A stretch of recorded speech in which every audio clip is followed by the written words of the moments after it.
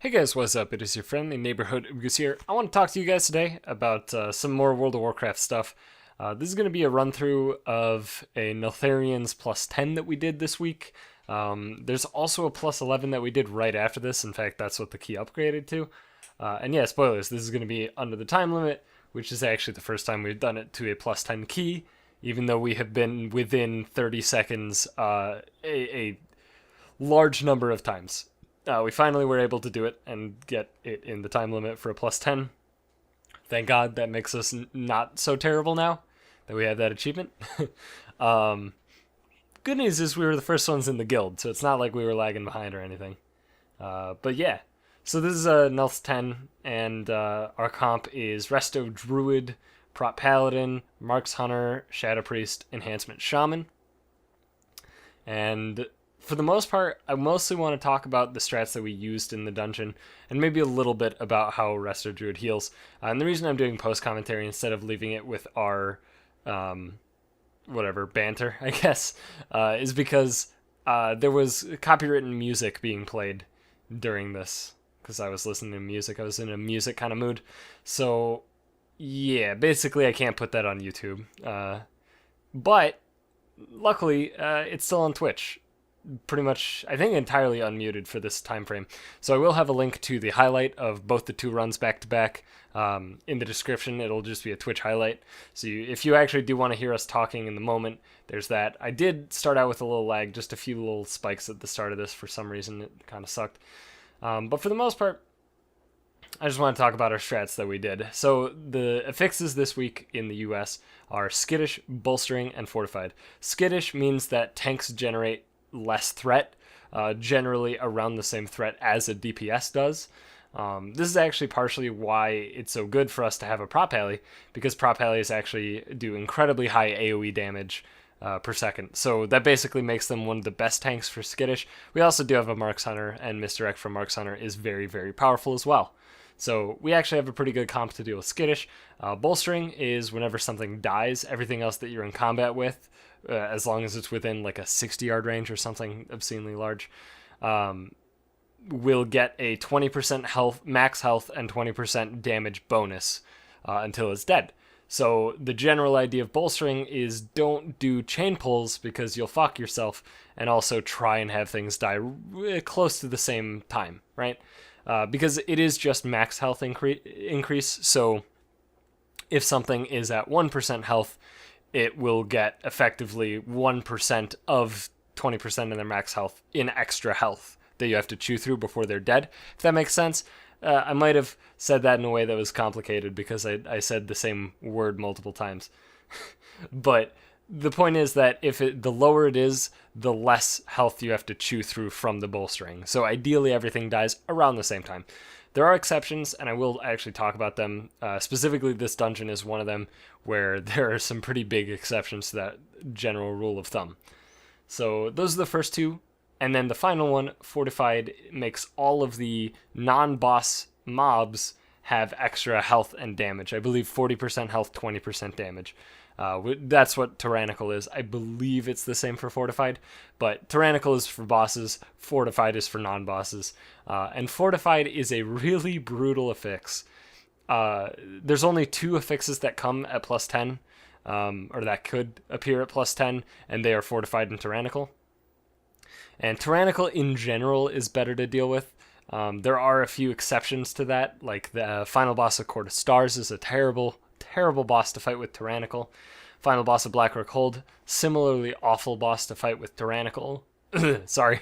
There's a few other bosses that are awful with Tyrannical. Halls of Valor used to be really bad with it, and now is only mostly bad with it. Fortified can make a lot of normal pulls that are somewhat okay, maybe a little bit challenging, just absolutely insane. And there's actually two pulls at the end of this dungeon, which you probably know. If you've ever run this dungeon, you know exactly what I'm talking about. That with Fortified are an actual nightmare, right? They're the worst possible thing that could possibly exist on this planet, right? So that makes Nelths just a real piece of shit sometimes. But we were able to do it in the time, thank God. But These affixes are pretty okay. They're definitely the middle difficulty, I would say. They're not nearly as bad as. Also, I love this. Every single time our tank, he does Divine Steed and then just shields at the bottom so he doesn't die. But there are definitely worse combinations. If you don't know, the affixes are actually always on a distinct rotation. So you can always know which affix is going to come next. I think Europe is 2 affixes in front of US on the rotation. There's a list somewhere. You could probably just find it, Google it or something. But there's set combinations of affixes, and there's only like 10 of these combos or something currently. When they add more affixes, obviously they're probably going to revisit those, because it wouldn't make sense to just have extra affixes that never get used, you know? So they'll definitely do some additions and maybe even some mixing up. But for the most part, the affixes are pretty set in stone. You know what they are going to be, and they're not too bad most of the time. The only really bad ones are Necrotic +1. Necrotic is probably the worst affix possible. I really, really dislike Necrotic. There's a lot of other affixes that, like, on the surface seem bad, but aren't even remotely as bad as Necrotic. Volcanic is another really bad one. Volcanic is easy as hell if you have an all melee comp. And I know I've heard people say on Reddit, you know, this is just a constant fucking thing that people say on Reddit. Oh, just stand in melee range, even if you're ranged, and then the volcanic never happens. Which is stupid, because not only is it a lie, but, like, that's just not even good logic, right? Like, it puts volcanic down on ranged, okay? Not on people that are out of range, on ranged, right? The roll. You know, the game has been able to determine what is a melee and what is a ranged by roll, not by distance, for a long time now, right? So, there you go. I think actually volcanic might technically do it at people at range, but it is worth noting that volcanic also just does it. Like, if there's not enough people that are out of melee range for volcanic, it'll just do it on melee. That's just the thing it does, right? So volcanic is awful in general. I mean, yeah, if you have an all melee group, it's easier because everybody can move. And that is what makes it easier. The problem with ranged is not necessarily the fact that they're triggering volcanic. It's just that they can't generally move. BM hunters love volcanic. Resto druids are cool with volcanic, except for the part where they have to deal with the damage of volcanic. That's the main issue I've been having. Because volcanic on its own, I can be moving constantly. I shouldn't get hit by volcanic. But Resto druids are not good at dealing with unpredictable burst. Right? Burst DPS on the people they're healing. It turns into a shit show real quick. Resto Druid is, like, super good at predicting damage, not good at reacting to it. So when you have Volcanic with ranged, Resto Druid is, like, awful. Because you have to kind of clean up their mistakes because they didn't move, right? They just soaked the Volcanic, whether they were getting a cast off or they didn't see it or whatever. And it's really hard to actually clean those things up. So there you go. So here we go. All of the pulls that we've done so far are pretty well planned. We have this relatively well planned out. We actually, after this run, we're kind of questioning ourselves. And in the future, 3 times we did this tonight. Yes, 3 times we did this tonight. Because we did this on 10, this on 11. We swapped over to alts and did it on 7 and 3. So we did this a bunch tonight. But after this run, we started questioning our method because we overshot the percent by about 4.5%. So, yeah. But all of the pulls have been super well planned out, ideally. Like, this is what we have always generally done. This pull sucks, by the way. Did I Vortex this pull? I don't know if I did. Probably. It's on a 30-second cooldown. I don't know what else I would have Vortexed 30 seconds ago. But that pull sucks. It's one of the worst pulls in the instance. This one plus the Scorpions are definitely the worst in general. But this one, compared to the Scorpions, it's not even a contest. The Scorpions are just, like, way too fucking awful. But that pull sucks. Generally, you want to just ignore the idea of bolstering and just focus a pelter, focus the other pelter, and then make sure that you don't get hit by avalanches if you're anywhere under full HP on the breaker. The avalanche is fully dodgeable. Maybe kind of RNG. It is RNG whether or not you're going to get hit by a boulder. It only hits 3 people every time it smashes. But, is it 3 or maybe 2? 3? I think 3. But the main issue is that, like, for some reason the AoE is, like, not exactly what you visually see. And here, like, I fucked up there, to be completely honest with you. But I did call it so he was able to save himself with Lay on Hands, thank God. But I did fuck up there. I should have been focusing more on the tank, especially because Piercing Shards was coming in. I kind of delayed my focus a bit because I was afraid other people would have gotten Stone Bolted to death. Because Stone Bolt hurts, as you'll see there. The priest taking the damage there, and then Avalanche was there. This pull also sucks. Basically, this section is probably the worst section of the dungeon. It doesn't have the worst pulls of the dungeon, but on average, it's the worst section for sure. I don't like it at all. But yeah, basically, we just focus Pelters and focus Shapers in general on these packs. And the nice thing about being a Resto Druid is that I have access to Ursol's Vortex, which does make the multi-Pelter packs way easier to deal with, because they'll always very predictively, like, a few, like, hurls, whatever they're called, the Stone Throw, Jagged Disc, I think. A few Jagged Discs into the pull, they will always do their disengage, right? They'll always jump away. So basically, if I just Vortex around the start of the pull, it'll still be up when they jump away, as long as other people didn't use stuns, and then it'll pull them right back and they'll be clumped. And then it takes, like, maybe 30-ish seconds for another disengage, something like that. So it's very, very powerful for sure. But as you can see, even if, like, there's reasonably heavy damage coming in, I still squeeze in Solar Wraths, right? I think the power... And there, I just fucked up. I have a really bad time dealing with the Husks, or Hulks, not Husks. Vile Shard Hulk. That's what they're called. I have a really hard time dealing with them, mostly because Piercing Shards is like an absurd amount of damage.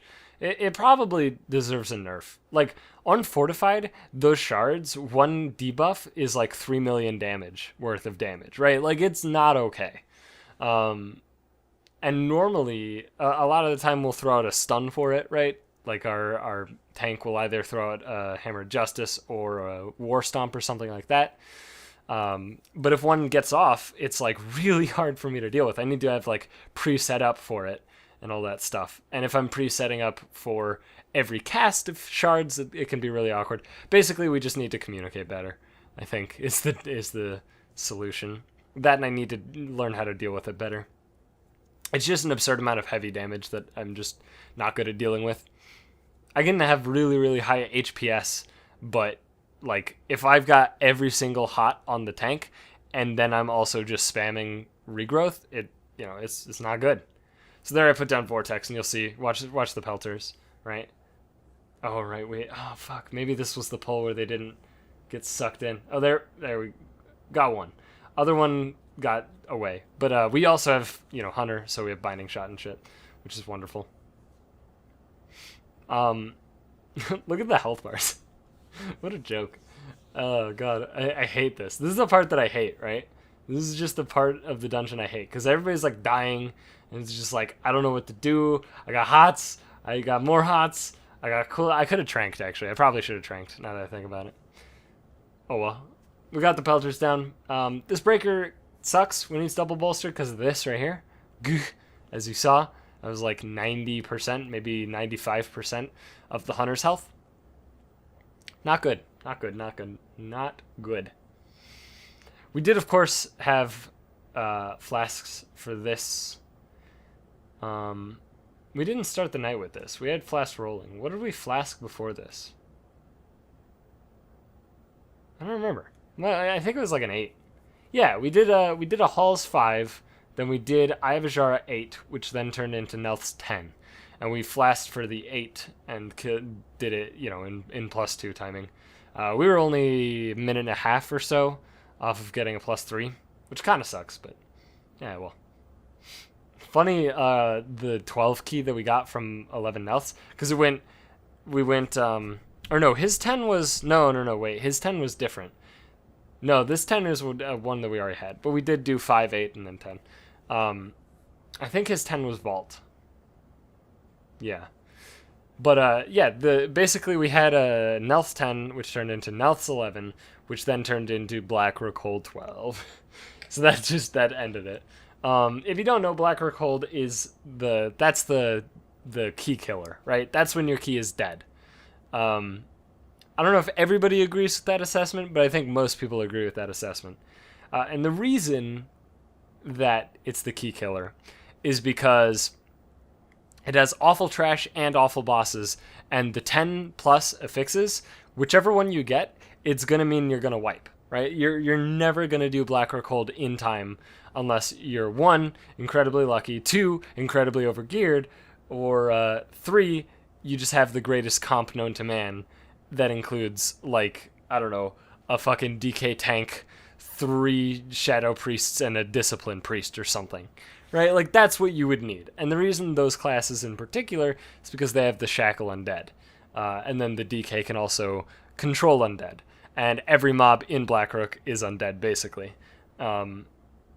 Except for, like, the Demon section. But outside of the Demon section, basically everything is Undead, and it's, like, super, super strong to, have that much CC and shit. But without that, Godspeed. So, yeah. This boss is super easy. All the bosses in Nelths are really easy, even with Tyrannical. We actually missed the timer on Nelths last week when it was Tyrannical. We missed the timer by... what was it? Like, it was a very short amount of time. I don't remember how much, though. It was definitely really close. Tyrannical... even these bosses are a joke with Tyrannical. It's... I don't know. They're pretty straightforward. As long as you follow the mechanics, there's really never going to be a huge issue with them. And here, this is part of our strat. I actually should have pulled only 3 of them, I think. In fact, probably could have pulled 1 of them and been fine on percent, now that I'm thinking about it. Because these are 1.8% a pop, I think.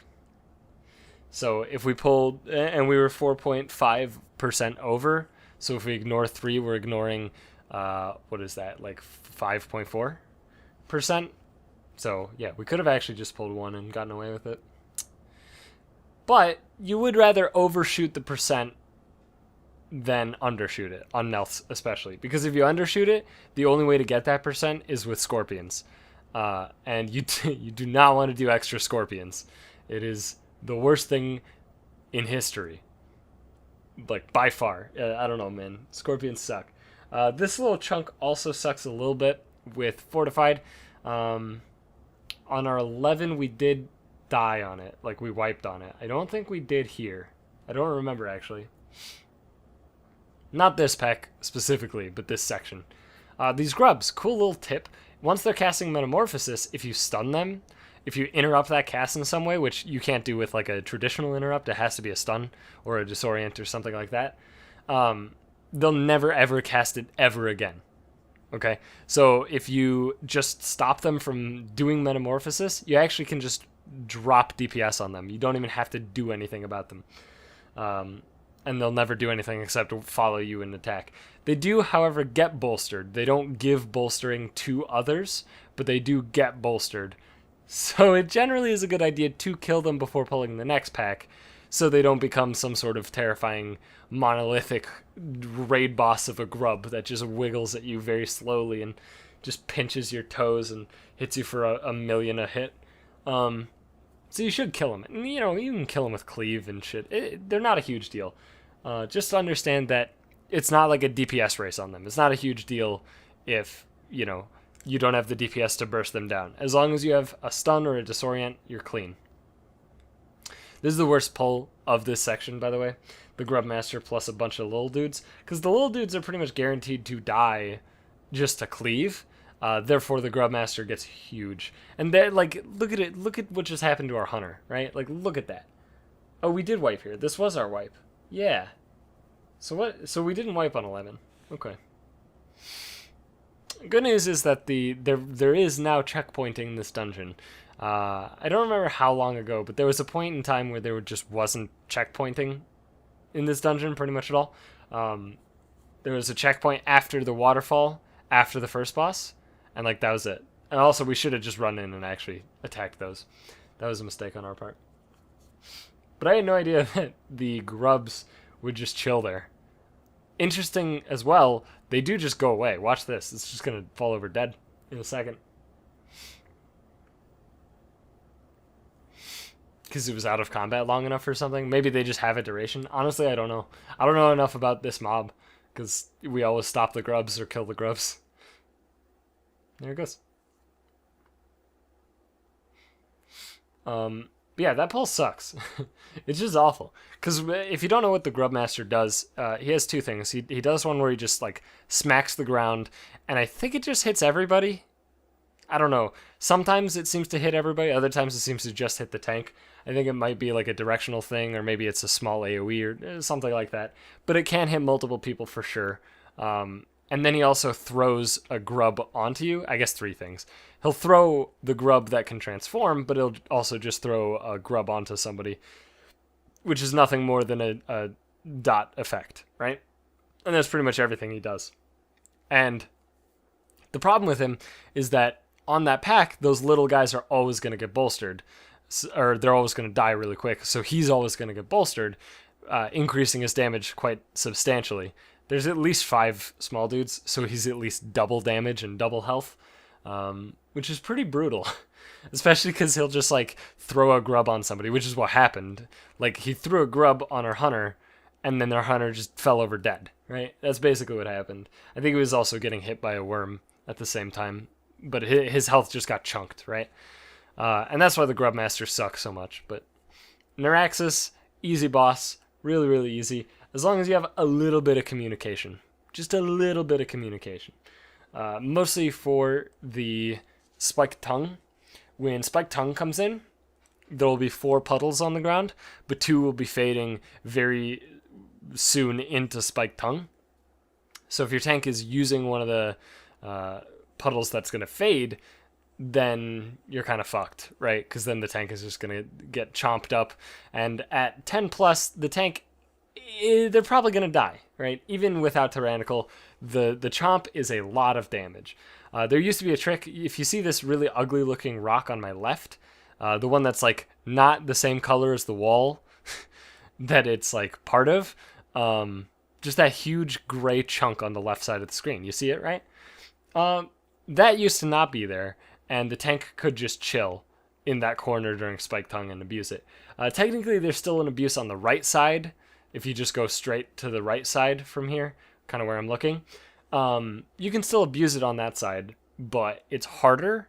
And if you even so much as get the position wrong slightly, you're going to get eaten. And if you just can't get eaten, you know, it's just better to just chill in the pools, right? But you saw there that the 2 middle pools had gone away. They had vanished during Spiked Tongue. So if he had chosen one of those 2, he was pretty much dead.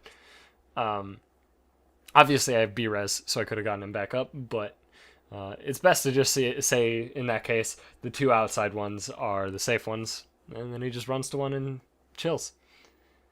But yeah, this fight, there's a little bit of raid damage, kind of constantly, which is pretty much where Resto Druid excels. So I just make sure everybody kind of has a rejuve on him pretty much at all times, and then if people are getting, like, you know, lower than 80% health, I'll just toss out a Wild Growth, and that'll clean it up. And then obviously just rotate my cooldowns of Flourish and Essence of Gnir when I feel the need. And there you go. So the way we do this is we pull this pair, then the 3-pack, then Scorp on right and Lust on the Scorp on right, then pull Scorp on left. Hopefully with Lust still rolling a little bit.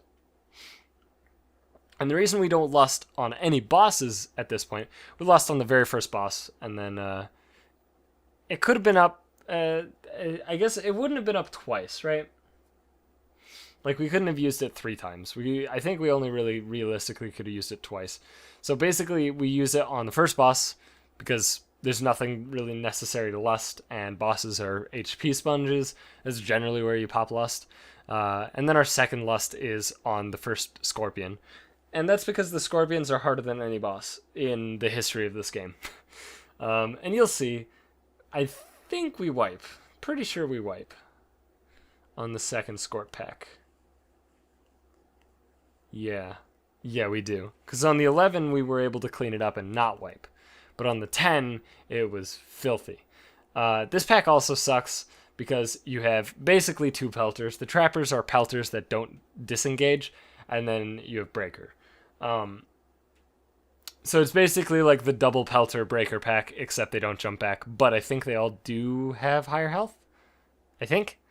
I'm not sure. But here we go. Scorp time. It's bad. It's real bad. But we pre-pop for it.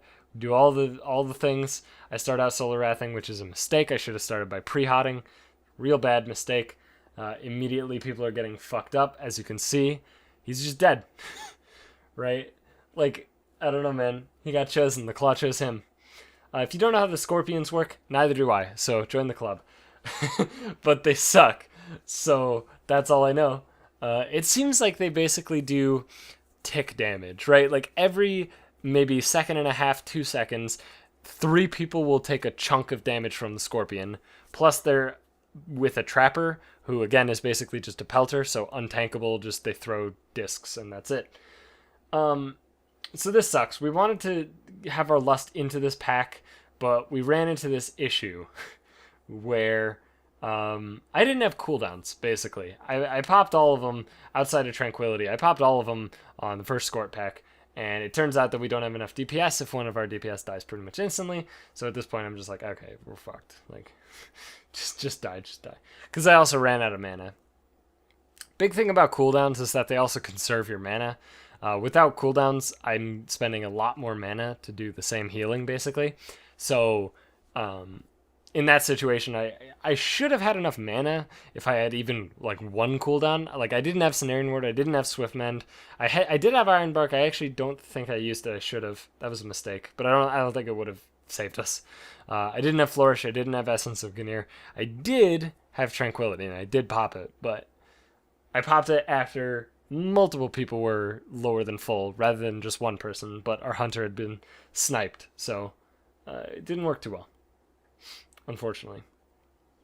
Here's the wonderful thing about having a druid. You can't mount in here, but you can travel form in here, and travel form allows people to ride you, so I made our priest ride me all the way home. But it's okay. After we wipe once, like, now we can recoup. I have the mana, I can pre-hot, you know, we're not, like, there's no race against time or anything like that. We still got, 5.5 minutes to finish the dungeon. So we're going to be alright. I do rebuff, of course. My flask is actually wearing off here. I didn't notice while I was doing it, unfortunately. But, yeah, that was great. I think the flask wearing off here might have hurt us a little bit here. But, Of course, it's not actually fully wearing off yet because that's a visual bug with loading screens. It will be wearing off soon, but loading screens kind of delay it, if that makes sense. You'll see. It's just flashing at 0 for a bit. It'll actually go away in a moment. But I do actually still have the benefit. Like, it is actually still on me. And there it goes. So, it's gone now. But, yeah. So now that we've regrouped, people are still spiking all over the place. I've still, like, they have double rejuve and wild growth, and they're still getting fucked up, and I'm still spamming regrowth, and they're still dying. That's just how the Scorps work. Like, that's it. And I hate it. I just wish it didn't happen. But it does. I think somebody needs to actually, like, take a good long fucking look at the way the Scorps work in this fucking dungeon, honestly. I don't know what they were thinking. Everything else in this dungeon, it sucks, but it's, like, totally doable. But the Scorps are just next level fucked up shit.